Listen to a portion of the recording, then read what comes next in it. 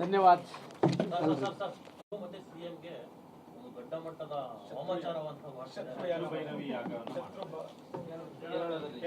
ನೋಡಿ, ನಮಗೆ ಏನಂದ್ರೆ ನಮಗೆ ದೇವರ ಮೇಲೆ ನಂಬಿಕೆ ಇದೆ. ಯಾರು ವಾಮಾಚಾರ ನಂಬ್ತಾರೋ ಅವ್ರು ವಾಮಾಚಾರದ ಬಗ್ಗೆ ಮಾತಾಡ್ತಾರೆ. ನಂಗೆ ಗೊತ್ತಿಲ್ಲ, ಯದ್ಭಾವಂ ತದ್ಭವತಿ. ನಾವಂತೂ ಅದ್ರ ಮೇಲೆ ನಂಬಿಕೆ ಇಲ್ಲ. ಮುಖ್ಯಮಂತ್ರಿಗಳನ್ನ ಕೇಳಿದ್ರೆ ಮುಖ್ಯಮಂತ್ರಿಗಳು ಅದೇನೋ ಎಂಥದೋ ಮಸೂದೆ ಥರ ಕೊಟ್ಟಿದ್ರಲ್ಲ, ಮುಖ್ಯಮಂತ್ರಿಗಳು ಕೇಳಿದರೆ ಅವರು ಡಿ ಕೆ ಶಿವಕುಮಾರ್ ಅವರಿಗೆ ಅವ್ರಿಗೆ ಸರಿಯಾದ ಉತ್ತರ ಅವರೇ ಹೇಳಬಲ್ಲರು.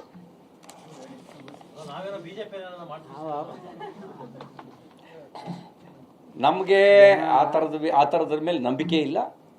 ನಾವು ಜನರ ಹತ್ರಕ್ಕೆ ಹೋಗ್ತೀವಿ. ಜನಶಕ್ತಿನೇ ಪ್ರಜಾಪ್ರಭುತ್ವದಲ್ಲಿ ಸರ್ಕಾರನ ಉಳಿಸೋದು ಉರುಳಿಸೋದು. ಧನ್ಯವಾದ.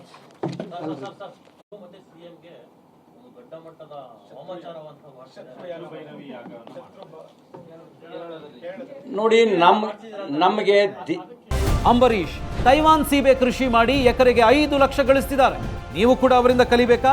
ಅವ್ರ ಜೊತೆ ವಿಡಿಯೋ ಕಾಲ್ನಲ್ಲಿ ಮಾತಾಡಬೇಕಾ? ಈಗಲೇ ಫ್ರೀಡಮ್ ಆ್ಯಪ್ ಡೌನ್ಲೋಡ್ ಮಾಡಿ. ಏನಂದ್ರೆ ನಮಗೆ ದೇವರ ಮೇಲೆ ನಂಬಿಕೆ ಇದೆ. ಯಾರು ವಾಮಾಚಾರ ನಂಬ್ತಾರೋ ಅವ್ರು ವಾಮಾಚಾರದ ಬಗ್ಗೆ ಮಾತಾಡ್ತಾರೆ.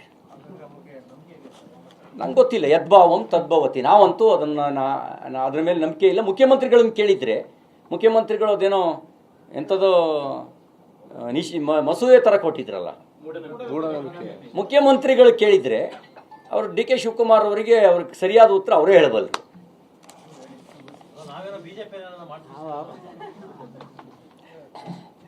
ನಮಗೆ ಆ ಥರದ ಮೇಲೆ ನಂಬಿಕೆ ಇಲ್ಲ. ನಾವು ಜನರ ಹತ್ರಕ್ಕೆ ಹೋಗ್ತೀವಿ. ಜನಶಕ್ತಿನೇ ಪ್ರಜಾಪ್ರಭುತ್ವದಲ್ಲಿ ಸರ್ಕಾರನ ಉಳಿಸೋದು ಉರುಳಿಸೋದು.